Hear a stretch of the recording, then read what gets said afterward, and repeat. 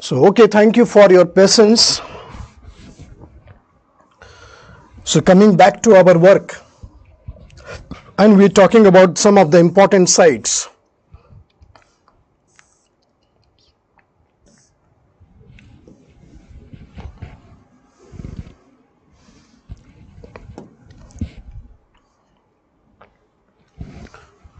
So, what I said that the Harappans, I will show you some pictures also.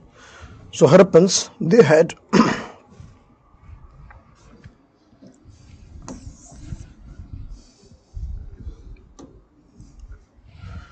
symmetry H and symmetry R37.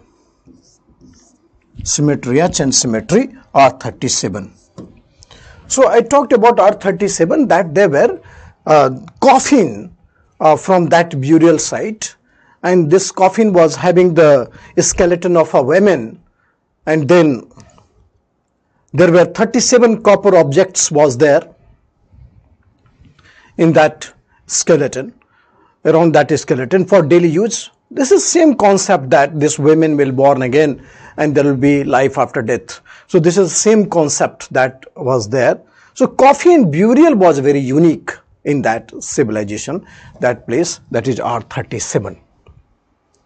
So here there was a Ravi river flowing through this region, Ravi river. There was a granary where you stayed the granary. Granary spelling is that this is a granary. So there are 12 granaries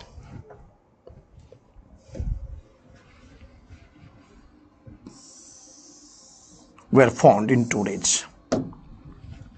12 granaries were found in Tourage. So it was there on the bank of river Ravi.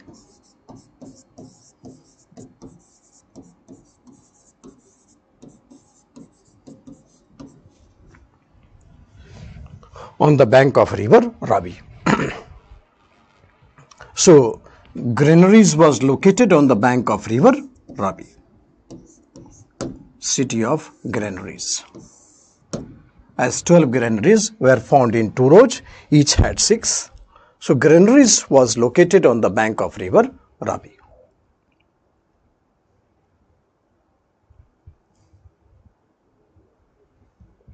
So this is a city Harappa, and rest of the things we have already discussed, already studied.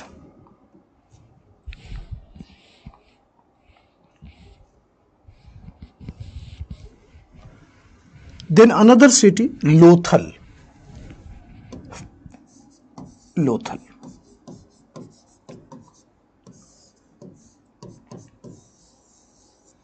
These materials I will give you. I think you have got some material also. Today also I will give you some material collectively at once. So, Lothal, situated on the bank of river Bhogba. Bhogba. This is the Bhogba river connected to Arabian Sea.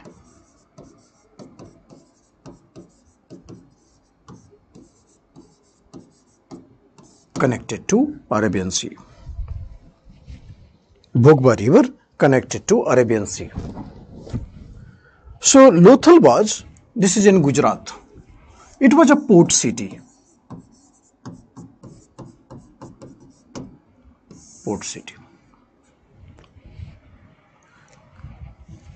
It was constructed for trading purpose. Port city. It was constructed for trading purpose.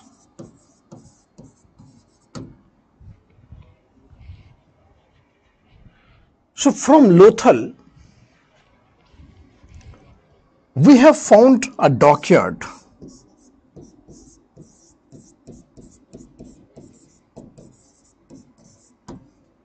Dockyard. So dockyard means where the ship was normally hanged. So dockyard, this is artificial dockyard. Artificial dockyard. It was constructed, and this dockyard was connected to the Arabian Sea, and thereafter most of the trade was carried out from here to different parts of the world, whether it is Harappa, whether it is Sumeria, this all was carried out. So dockyard, this is a artificial, we have found the artificial dockyard. Port city, Lothal.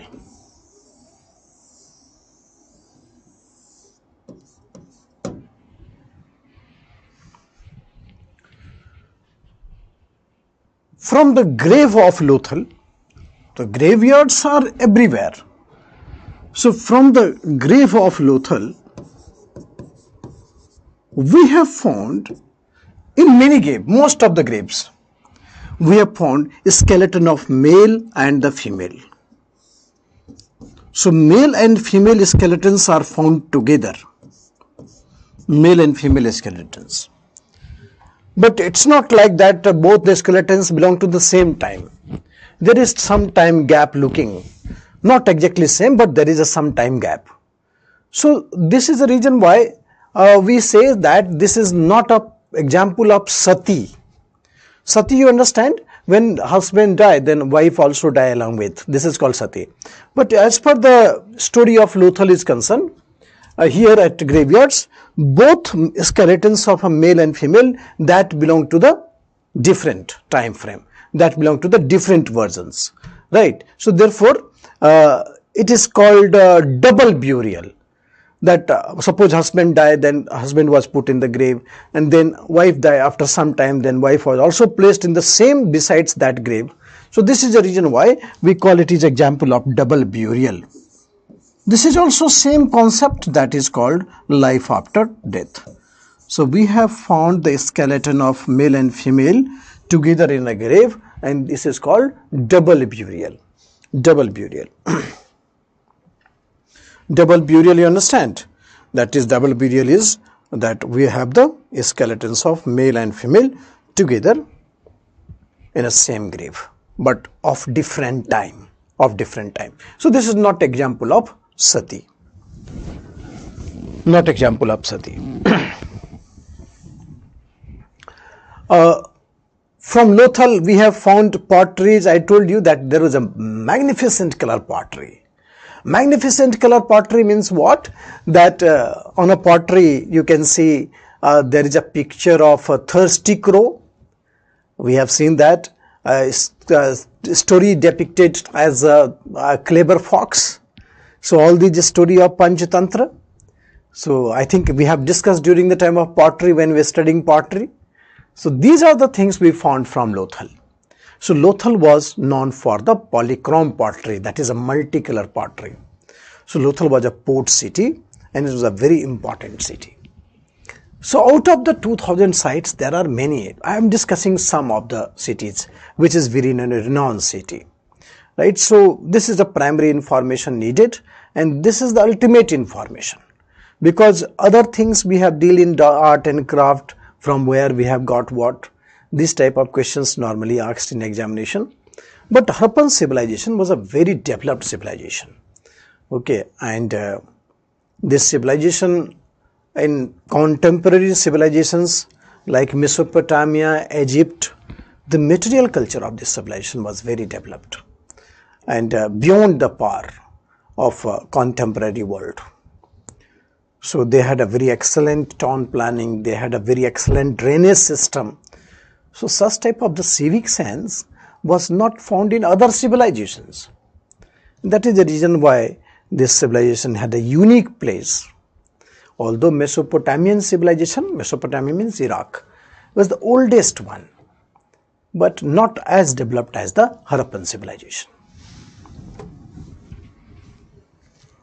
Not as developed as Harappan civilization. So one more site we need to go, that is Kalibangan.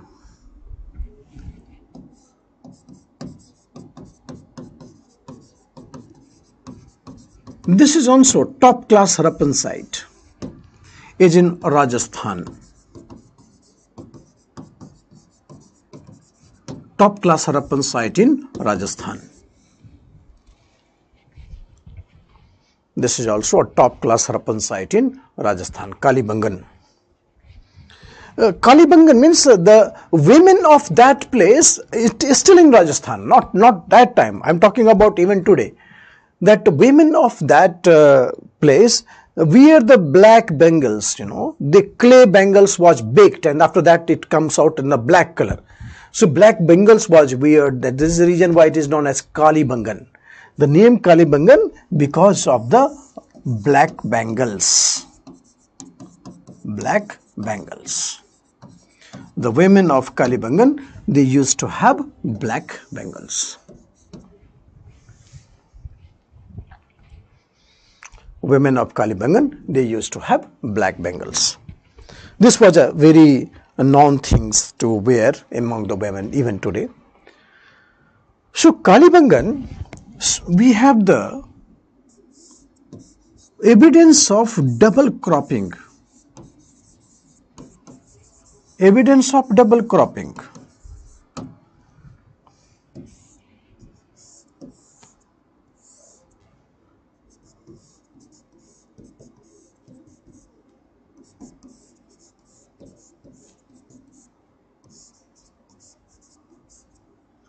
So what is double cropping? That one row there was mustard,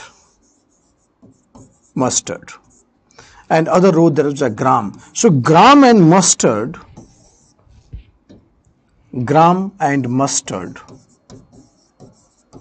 was used, right? So from Kalibangan we have evidence of double cropping. So gram and mustard was used.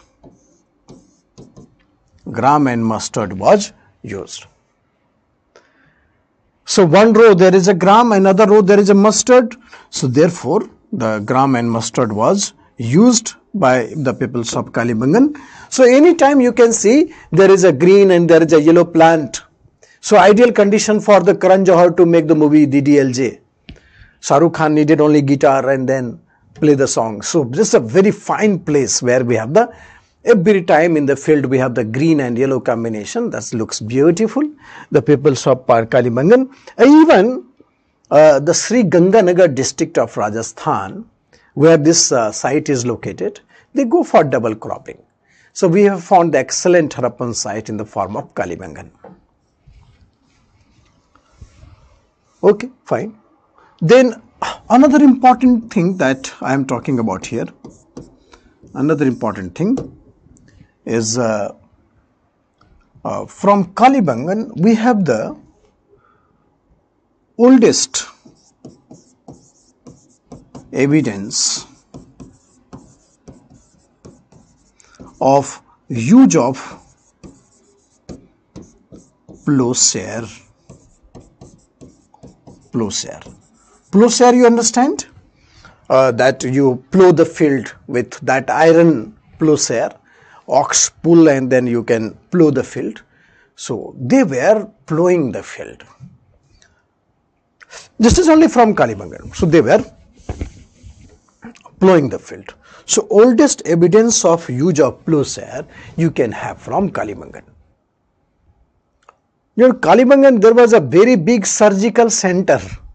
So entire Harappan civilization people go to Kalibangan, like the people come to Delhi in AIIMS, so All India Institute of Medical Science. So here peoples of Kalibangan, they go to, peoples of Harappan civilization, they go to Kalibangan for surgery. So this was a great center of surgery. Surgical. So surgical operations were very common. You know, in Harappan civilization there was a disease, although there were many diseases. So there was one disease in which there is a water in the brain. Dimag mein pani ho gaya. So hydrocephalus, hydro means water, cephalus means that, it's a hydrocephalus. So hydrocephalus was mostly the peoples of Harappan civilization suffering, and therefore they go to Kalibangan. And they go to Kalibangan, and then finally what we see that there are surgery. I'm not sure whether they use anesthesia or not, but there was a surgical operations, right? Surgical operations. So maybe success rate of the operation was 0.0001%. So who go to operation bed, operation theatre? So Kalibangan, there was evidence of surgery. So these are the important Harappan sites I wanted to convey you, and most of the things I have already, most of the facts I have already put before you. So in this PPT,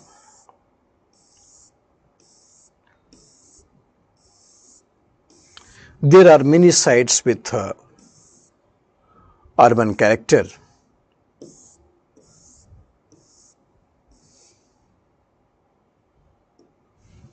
Urban sites with, we have seen the trade and commerce, religion, script.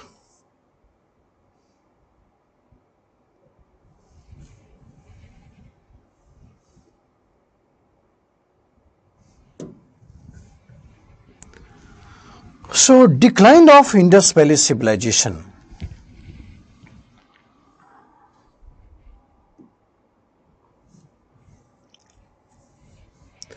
Decline of Indus Valley civilization.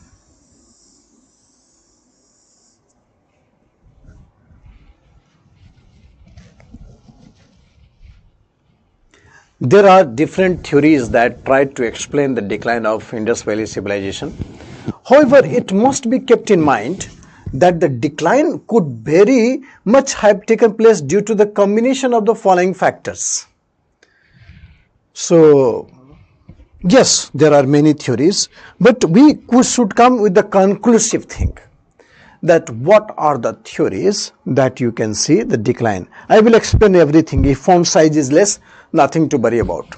So don't worry for anything. I will share all the things with you. But let me explain myself that what is the reason of decline. These slides I will share today itself. So nothing to worry about. So decline of Indus Valley civilization. What do you mean by decline?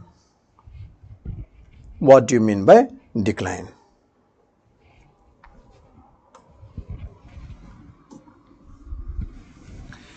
Decline refers to decline in urban centers. Urban centers. Decline in urban centers.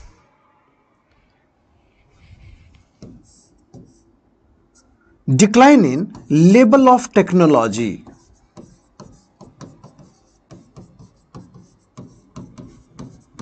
Decline in level of technology.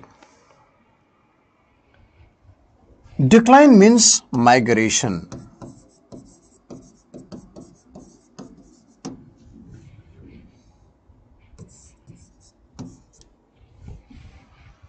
Decline means loss of material culture. Decline of material culture.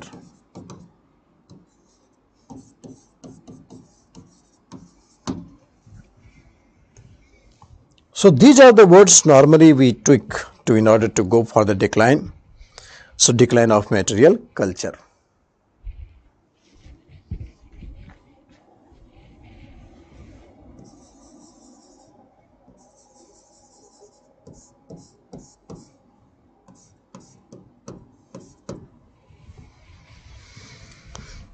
Decline of material culture. Okay. So the urban phase of civilization mostly was 2350 BC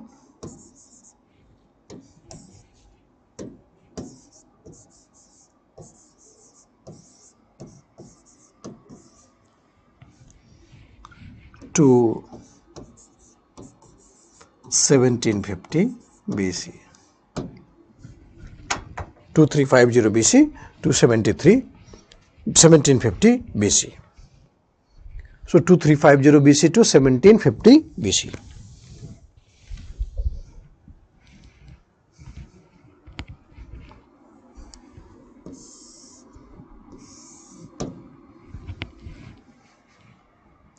After that, the civilization had started declining.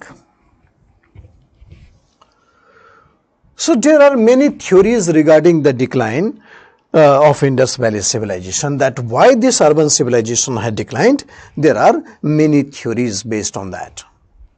So first theory that explained the decline was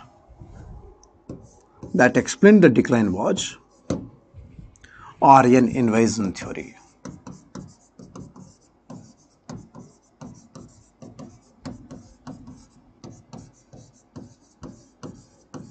Aryan invasion theory.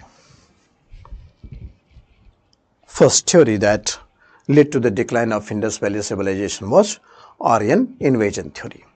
That means it was said that Aryans came and Aryans had destroyed the Indus cities.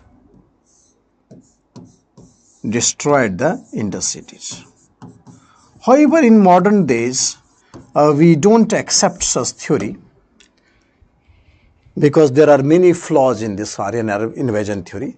And traditionally, you call Aryan came in 1500 BC, and civilization started much before that. So Aryan invasion theory is not so much acceptable theory. So the real theory that actually explained the decline of the Indus Valley civilization was ecological imbalances.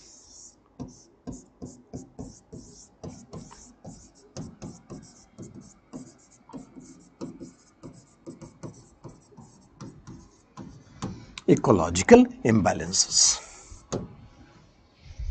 Ecology, what ecology can do, whole world understand, but nobody is taking care of ecology. That is the biggest paradox of the human life, that nobody is taking so much of the care about the ecology.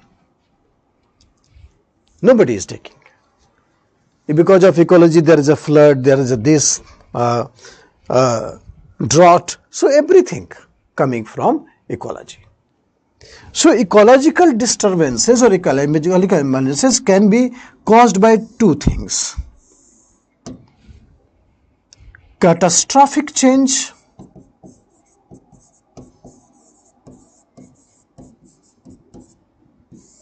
or gradual.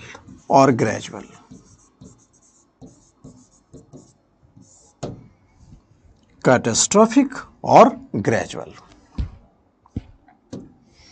So when it says catastrophic,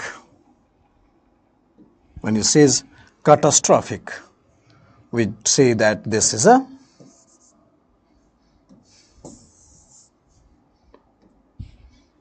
flood,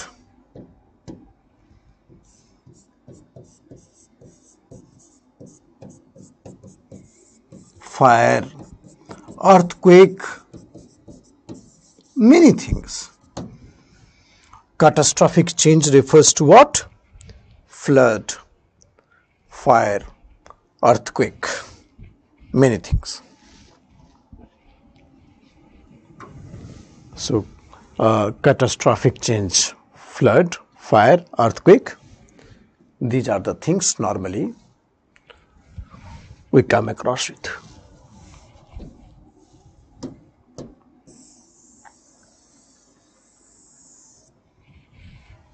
So it had changed the ecological dimension, and gradual changes like rivers dried up, or the rivers had changed the course, or there is a decline in rainfall, decline in productivity of soil. So these are the things which comes gradually, and it had affected the entire ecology. Ecology disturbed means entire economic system will get collapsed. So you can say there are a gradual factor that led to the change in ecology. What are the gradual factors?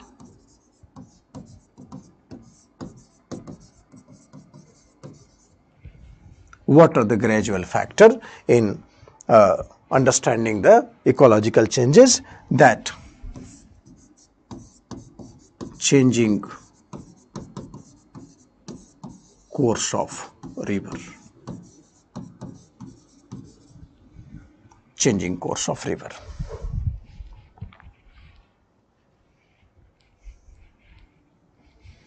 Changing course of river.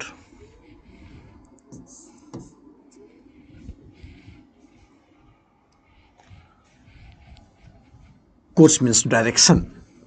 Rivers dried. Rivers dried. I hope there is no problem or to you in understanding the writing.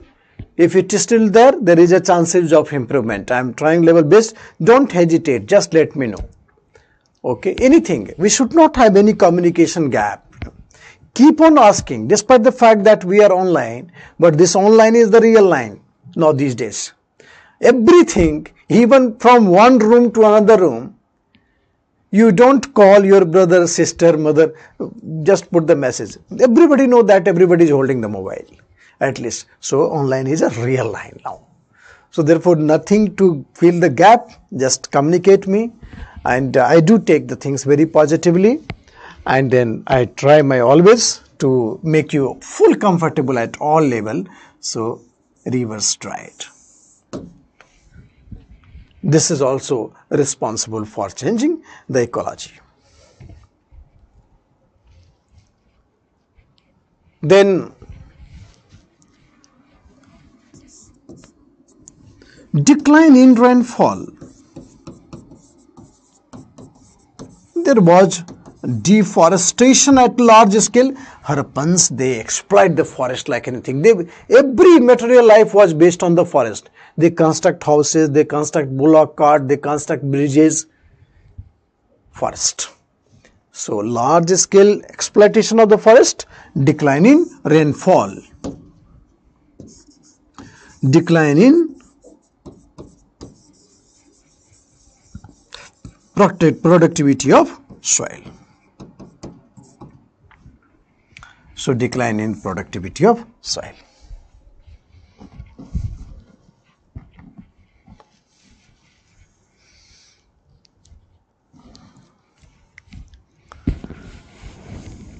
So these are the factors that led to the change in ecology, and ecological changes had disturbed the interrelations of the cities of Indus Valley civilization. Since all the cities were interdependent, and therefore one decline means other decline. For example, you take, suppose Delhi will decline sharply all of a sudden, or gradually. It will affect the Kolkata also, it will affect the Bombay or the Madras also, entire. So one city, entire India is interdependent. The cities of Harappan civilization was also interdependent. And secondly, we have the civilizational contact. Suppose today China collapse, whole world economy of whole world will get collapse because of the interdependency. So therefore one city decline, civilization decline. Civilization decline means other civilizations will also decline. Because of the supply chain, you must be reading now these days in the newspaper about the supply chain, how difficult it is to maintain. So every country is trying to become dependent, otherwise there will be institutional collapse. So this is how it's called important interdependency at all level. So this is all about the Indus Valley civilization. Since last class we have talked about a lot, and we have important dimensions, important pictures. Question भी आ रहा है क्या? ये तो पुराना है, old है.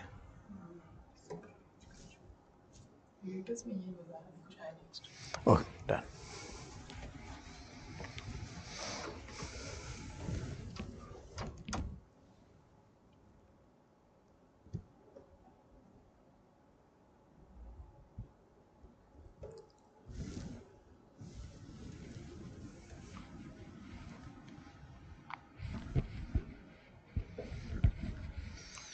So I hope all of you are okay with the handwritings.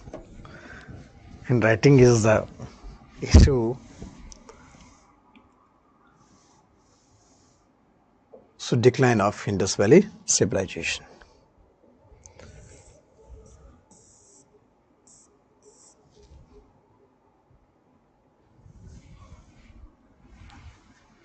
Early Vedic civilization, the Vedic period. This is also very excellent. India is a country, a civilizational country, and there are so many Vedic rhymes, horses are there. Look at the migration of the Aryans.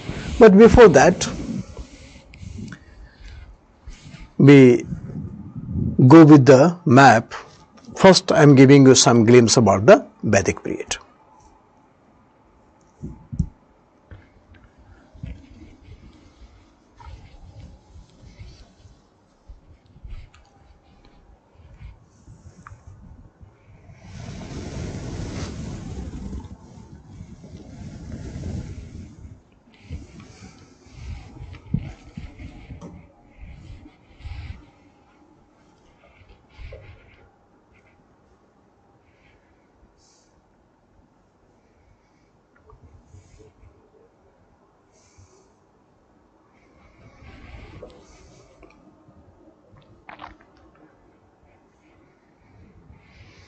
In this map, you can see the name of the rivers that Aryans was knowing, and at the same time, Indo-Aryans, there are many groups of the Aryans came.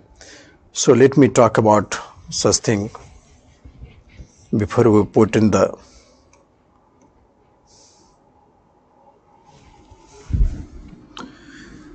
give the heading Vedic period.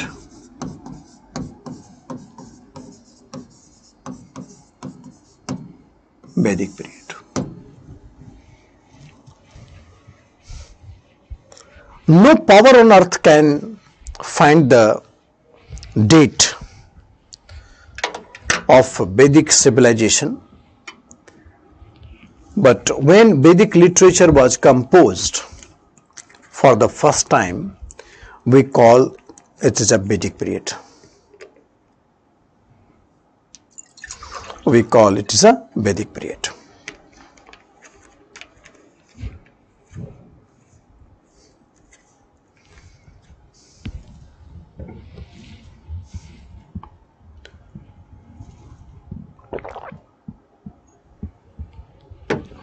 Okay.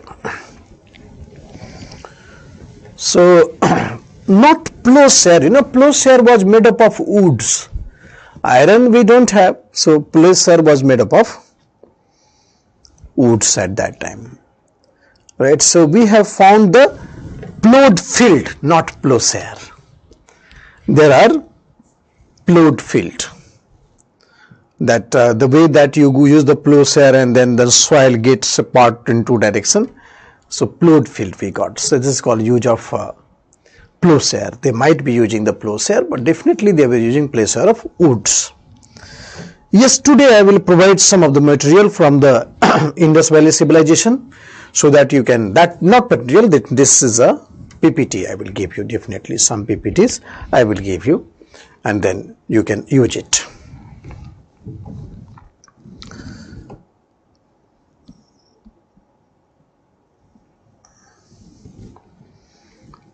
Right, in southern India, during the Indus Valley civilization, there was a Neolithic culture, the tribal Neolithic culture. At the end of the day, today I will give you 1 or 2 questions to write in the GS mains paper. Try to write that. Yes, I will sure give you. So in southern India, parallel to Indus Valley civilization, there was a Neolithic culture, very important culture. One student asking, I am not knowing the name, what is the importance of archaeology for reconstruction? To study ancient India, there are many sources. Archaeology literature, or even the folk tales. Even the folk tales. Right, so archaeology, literature, folk tales, all are there. Archaeology is the most reliable source because we can do carbon dating. So we can find the exact date of that, whatever the findings we have. And then we can analyze that findings as to suit the requirement of history. Okay. So therefore archaeology is the most important source of Indian history in the ancient India at least. No power on earth. Can we find the date of the Rig Veda? No, because it was orally transmitted. When it was composed, when it was orally transmitted, and when finally it was written, there is a huge gap. So literature had some limitations. But archaeology, at least scientifically, we can find the dates. So there is the importance of archaeology. So archaeology will tell you so many things. Banwali is in Haryana, and here we have the 4-tier system, and there is no drainage system is there found in Banwali, but we have found the plowshare, evidence of the plowshare.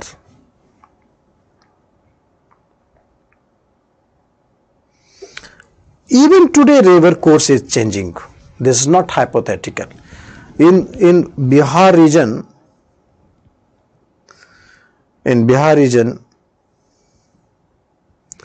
Kosi river, or in Odisha we have the Mahanadi, or even in Bengal we have so much. The changing course of river is a very normal phenomenon.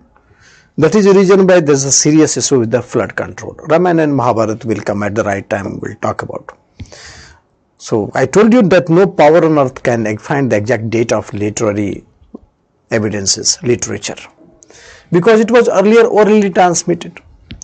And then industry, I think I have talked about industry yesterday. You are in the class.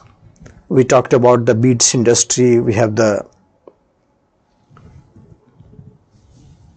talked about the beads industry. We have the metal craft, bronze, the goldsmith. So these are the industry focused. Brick makings, potteries, they were having high class industries. Not idolatry, there was iconography. There is a difference between idolatry and iconography. So normally they had icon of something. Icon is symbolic, idol is statue. So we don't have idolatry, but there is iconography. Maybe it is a precursor of idolatry. Okay, so come back to Indus Valley civilization. So I will come back to Vedic period. So let's talk about the Vedic period. I will give you some question at the last to write. Vedic period.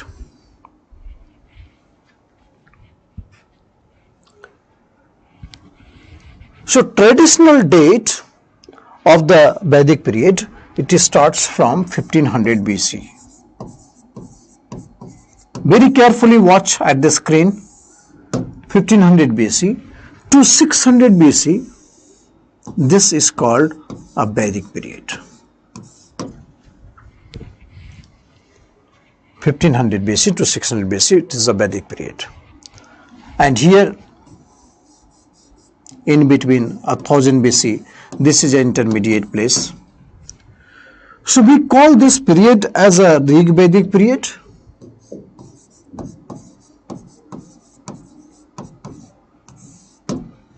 And we call this period as a Later Vedic period.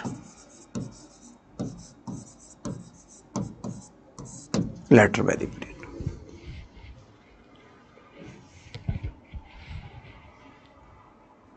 Rig Vedic period or Later Vedic period. 1500 BC to 600 BC.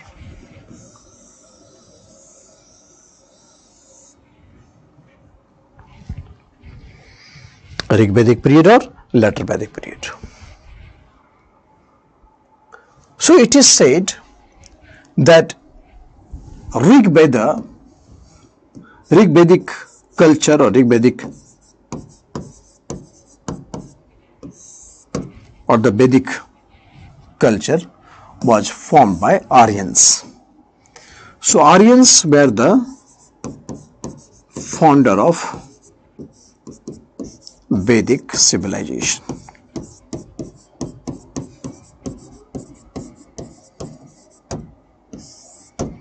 Vedic civilization. Aryans were the founder of Vedic civilization.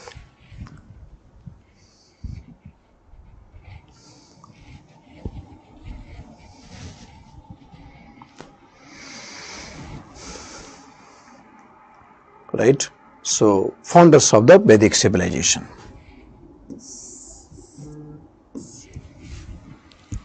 Aryans came from Central Asia.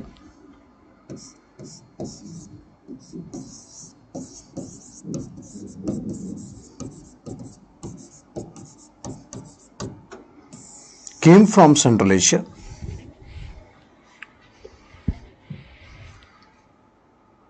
This is general theory that a group of Aryans had moved to India. They came from Central Asia. And they came in the form of, in search of pasture land.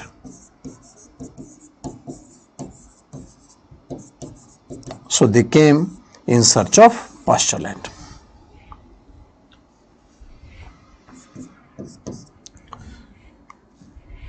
So Aryans came from Central Asia and they came in search of pasture land.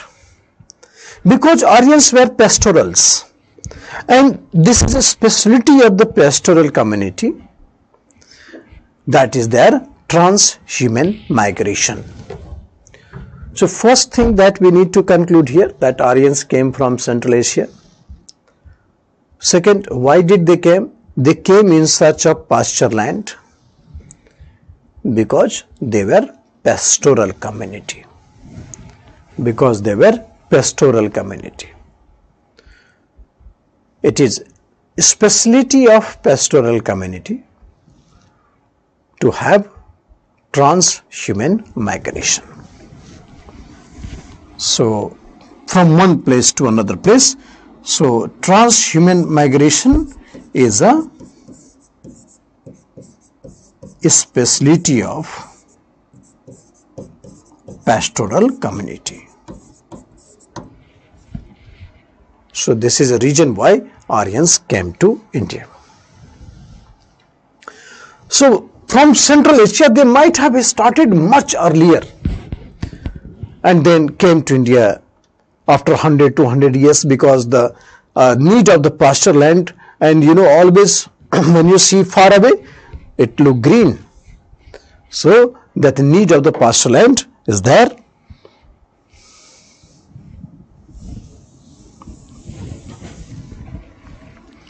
So transhuman migration.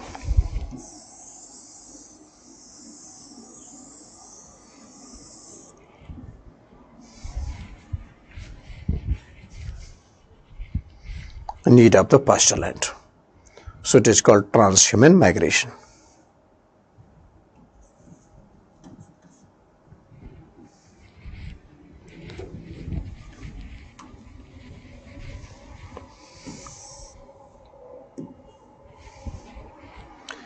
It is said that from Central Asia, one branch of the Aryans came here, one branch moved to this side. So they started moving to India around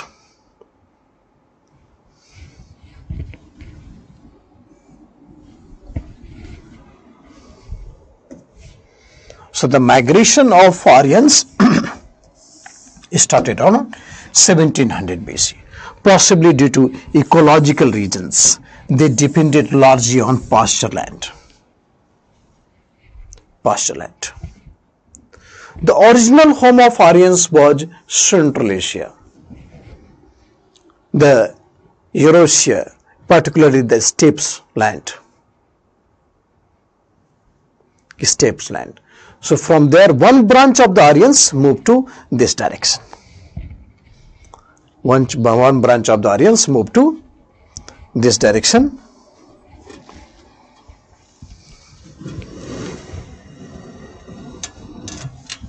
So one branch of the Aryans had moved to this direction.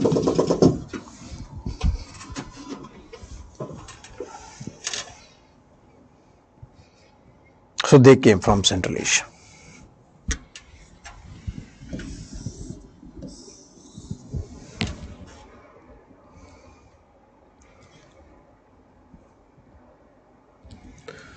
Okay, so migration of Aryans has started around.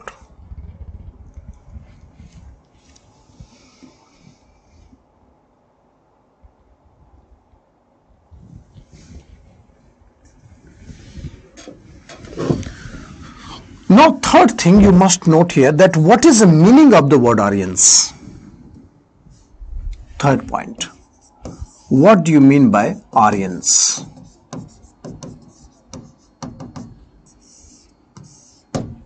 Aryans. Earlier, it was understood that it is in the form of race. It is in the form of cultural community. Cultural community. So, Aryans meaning the race, or Aryans means cultural community. Right, so race or the cultural community. But these two things had already become obsolete now. The meaning of the word Aryans is linguistic community.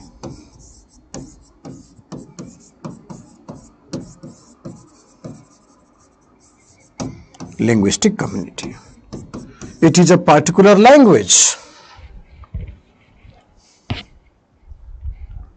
It is a particular language. Linguistic community, it is a particular language. So it was said that there was a language spoken in Central Asia that was called Indo-European language.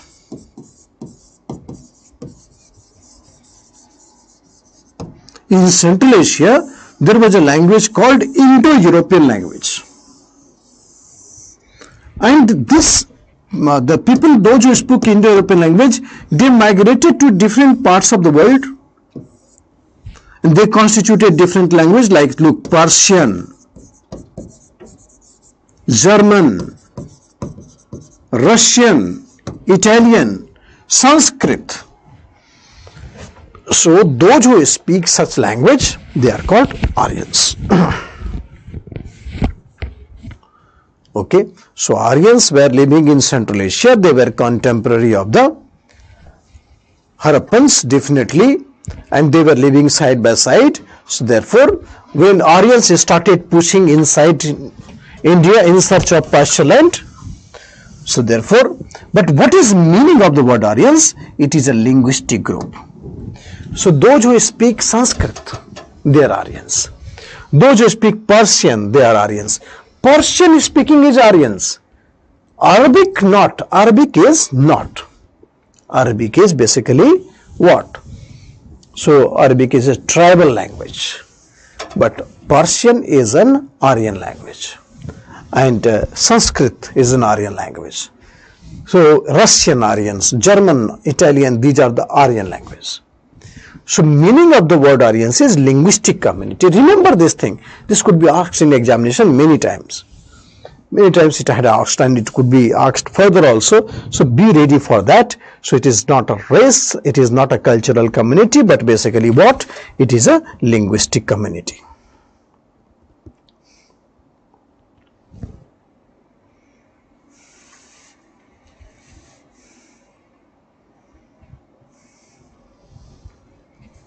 It is a linguistic community.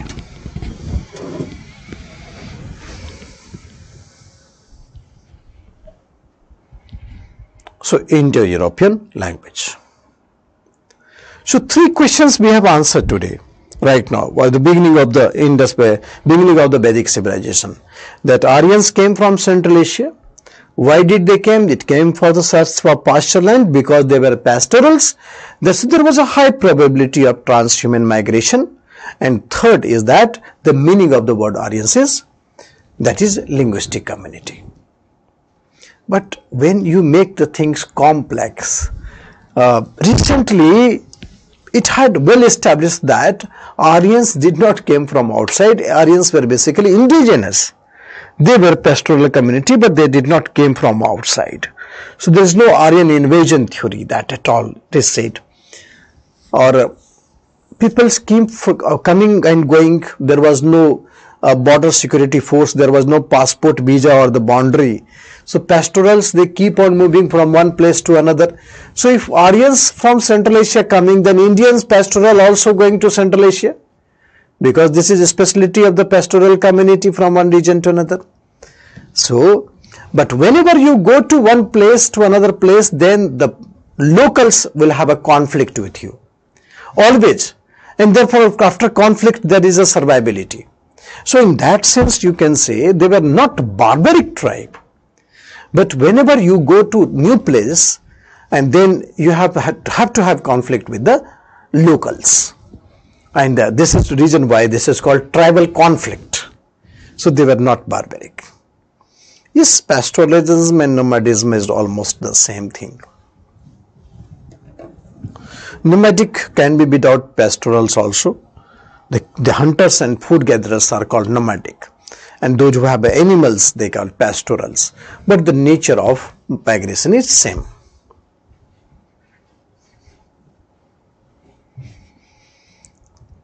Okay, so therefore these three things we have answered. Now come to the Vedic literature.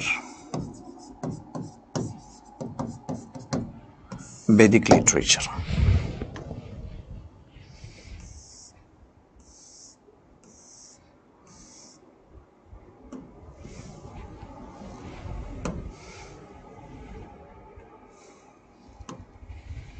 Vedic literature.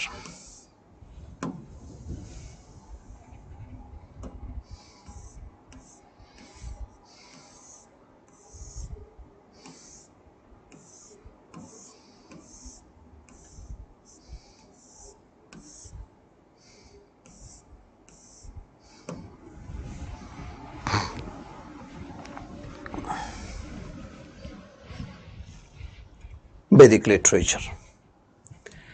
So Vedic literature can be divided in two parts.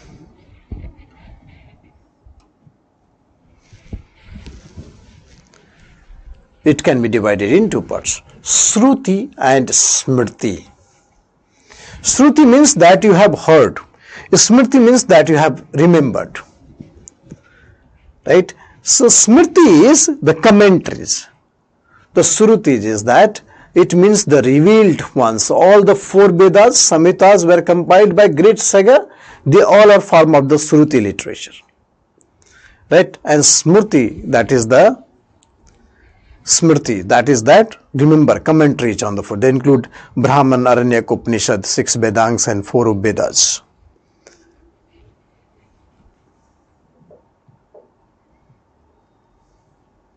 So Shruti literature, Rigved, Samved, Ajurved, Athurved, Ajurved.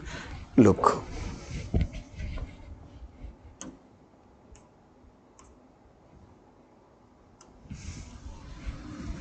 Vedic literatures are 4. Ved,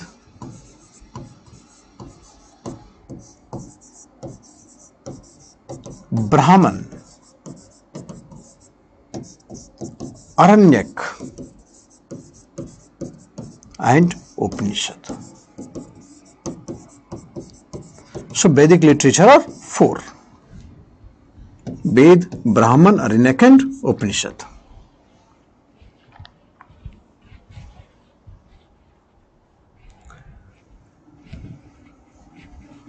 Vedas are 4. Rig Veda, Samved, Yajurved,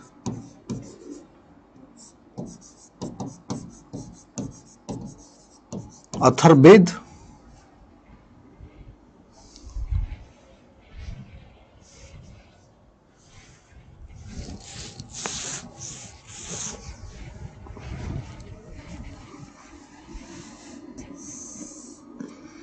Brahman, Aranyaka and Upanishad. So Rig Ved, Sam Ved, Yajur Ved, Athar Ved, Vedas are 4, and then Brahman, Aranyaka, Upanishad. These 4 are called Vedic literature. And the rest are called non-Vedic literature. Rest are called non-Vedic literature. Vedangs and Upved are part of these things. So like suppose I will ask you Puran. Puran is non-Vedic literature. Suppose I ask you Manu Smriti. This is non-Vedic literature. So except these 4, Ved, Brahman, Aranyaka and Upanishad, all are non-Vedic literature. Except these 4, Ved, Brahman, Aranyaka and Upanishad, non-Vedic. Rig Ved, Sam Ved, Yajur Ved, Athar Ved. These are the part of Vedas.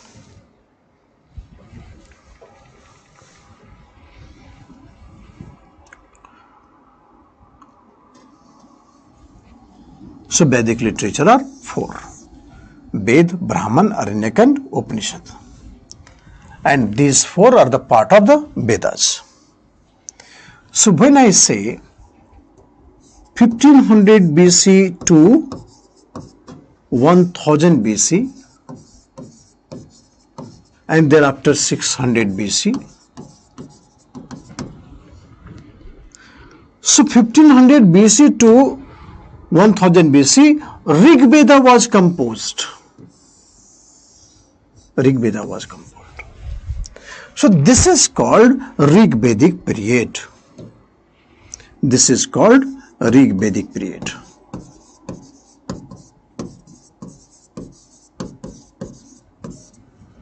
And Sam Ved, Yajur Ved, Athar Ved, Brahman, Aranyak, Upanishad. This is called later Vedic period. Later Vedic period.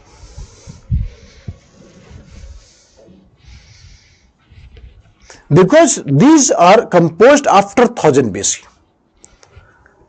So Rig Vedic period means only Rig Veda. Sam Ved, Yajur Ved, Athar Ved, Brahman, Aranyak, Upanishad. This is called later Vedic literature. So when we study Rig Veda, the source is only, when we study Rig Vedic period, source is only Rig Veda. I hope you understood this. Everybody respond very fast. So what I said, that when I have said that this is Rig Veda, the source is only, when I study Rig Vedic period, source is only Rig Veda. Mainly source is Rig Veda. And at the other page, for later Vedic period, we have these are the literary sources. Sam Ved, Yajur Ved, Athar Ved, Brahman, Aranyak, Upanishad. These are the later Vedic literature.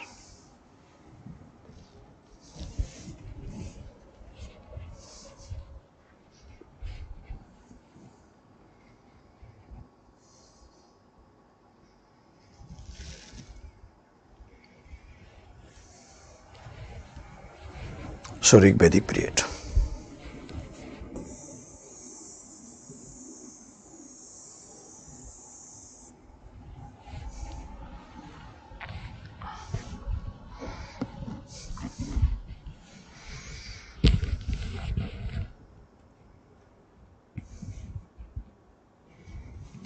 Okay.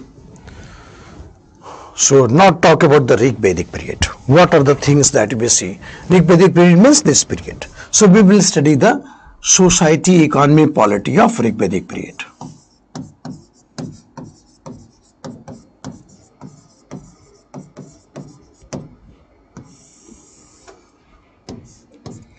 Means 1500 BC, 2000 BC. What is the society of the Rig Vedic period? What are the content? All we will see. All will see. So, Rig Veda. Rig Veda is a very voluminous book. There are 1028 hymns in the Rig Veda. 1028 sloks are there. And all the hymns start with the word Om. Om. So Om was the most of the time the word Om was used in the Rig Vedic period. Right? So all the hymns start with the word Om. There are 1028 hymns in the Rig Veda. 1028 hymns in the Rig Veda.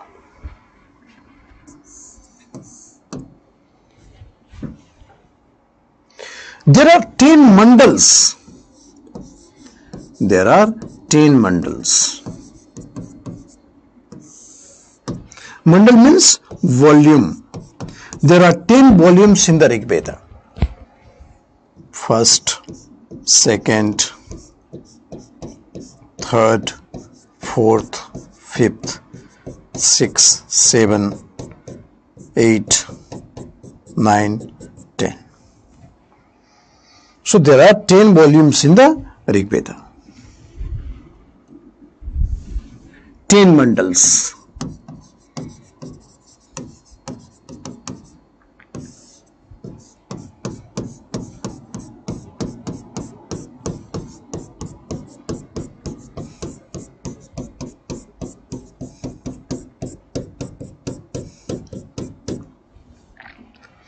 Volume 7 is oldest.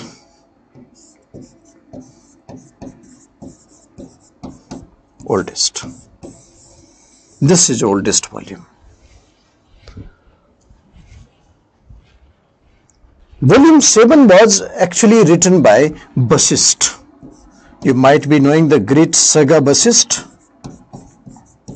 Vasishtha.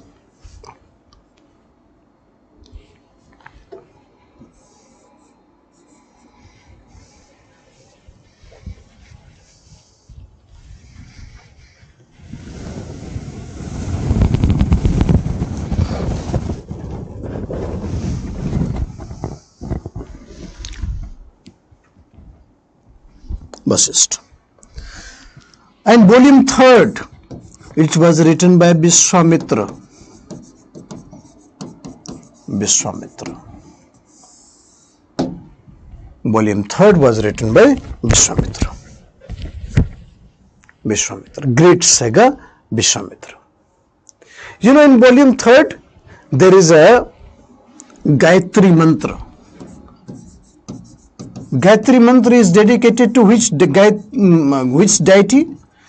Just give the answer very quick without looking anywhere. Those will give within 30 seconds, their answers will be considered. Not is sharp at 4. The entry will be closed by 4.01. So, the Gayatri Mantra is dedicated to which deity?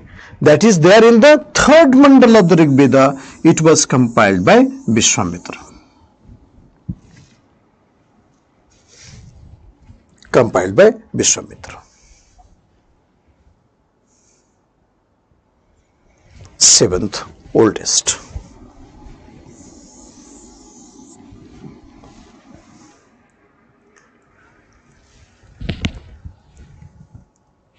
Yes. So this is the worship of sun. Sun worship. Sun, S-U-N, sun. So sun worship. This is sun worship.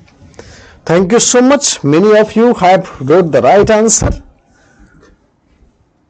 Sun worship. Okay. In Rig Vedic Mandal 1, we have the story of Harishchandra. You know Harishchandra, the most truthful person on earth.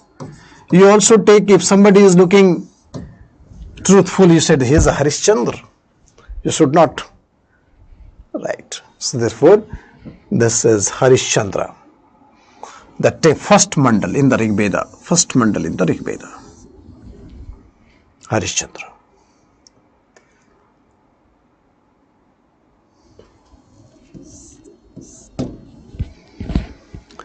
Can we extend the class for a few minutes? If you people agree? At least 10 minutes.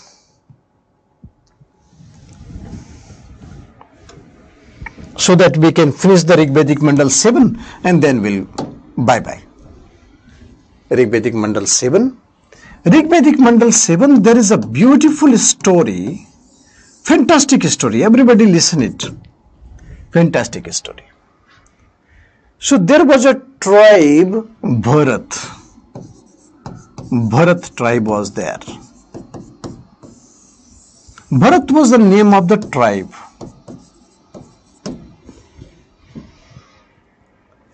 And the king of that tribe was Sudas. Sudas. King of that tribe was Sudas. And in each tribe there is a priest. And priest was Vishwamitra. And you know Vishwamitra, he was always in extracurricular activities. He was a priest, but he never behaved like a priest. So always in extracurricular activities. Sudas, the king of the Bharat tribe, asked Vishwamitra, sir, you are a priest, behave like a priest. But Sudas was always busy. So finally, but Vishwamitra was always busy. So finally, Sudas dismissed Vishwamitra. And instead, in place of Vishwamitra, appointed Vasishtha. So Vishwamitra became very angry. वो कमंडल उठा के पानी वानी छीट दिया. विनाश, like the priest do, that will destroy. So Vishwamitra collected 10 tribes of smaller and lesser value. 10 tribes was collected by Vishwamitra and invaded over Sudas. And Sudas defeated all of them. Vishwamitra became super chilled thereafter. So this is called Battle of 10 Kings. Battle of 10 Kings.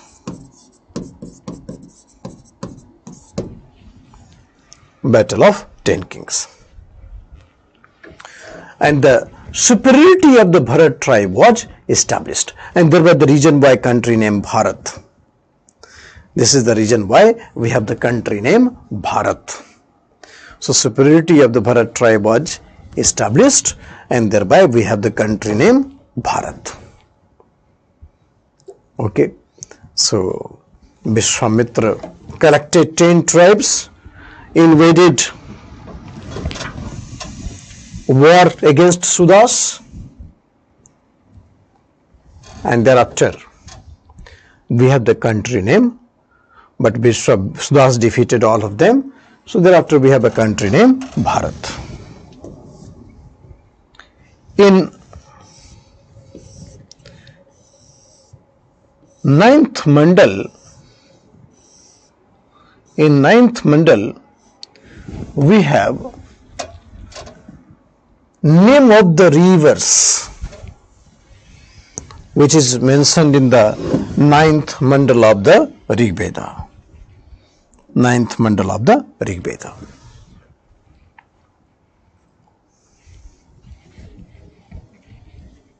So some of the rivers that we can see in the 9th Mandal of the Rigveda, this is mentioned in the 9th Mandal.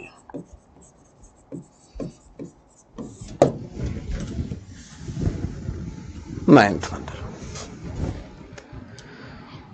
Vitasta Jhelam,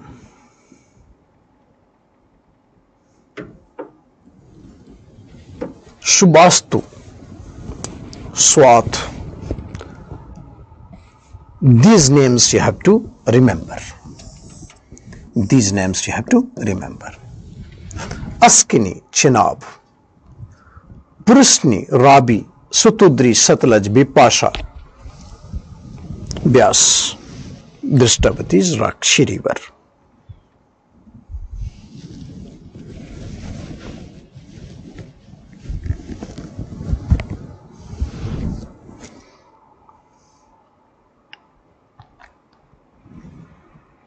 So these are the name of the rivers you have to remember. Vitasta, Subhastu, Askani, Purusni, Satudri, Vyapasa and Drishtavati.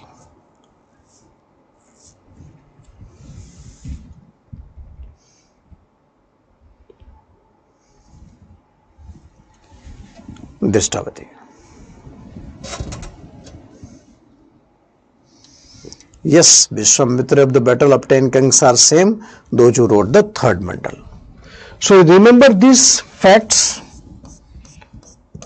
right? And try to write one question. We will start from here only. So try to write some question.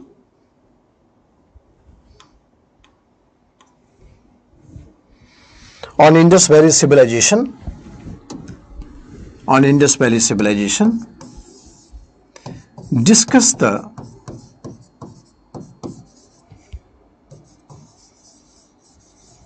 religion of Indus Valley civilization and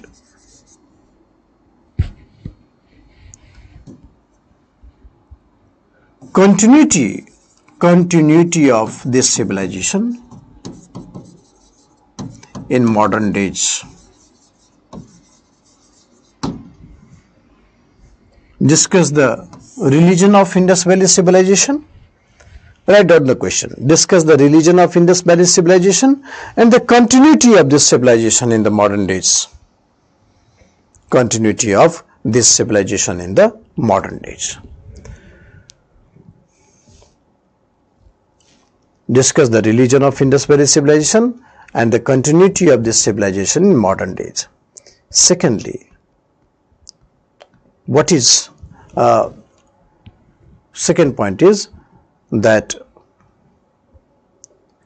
second question is that the economy of Indus Valley civilization was based on surplus agriculture and trade.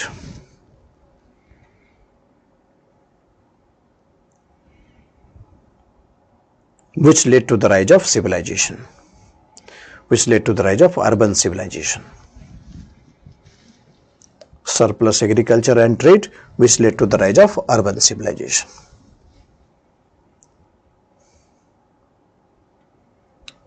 Discuss. So, these are the things. Both the questions you write within 150 words, not more than that. 150 words, 10 marks. 150 words, 10 marks. Keep on writing. So, we'll see you tomorrow. Thank you so much. We'll try sending this PPT, some of the PPTs to you people. Okay. Thank you so much.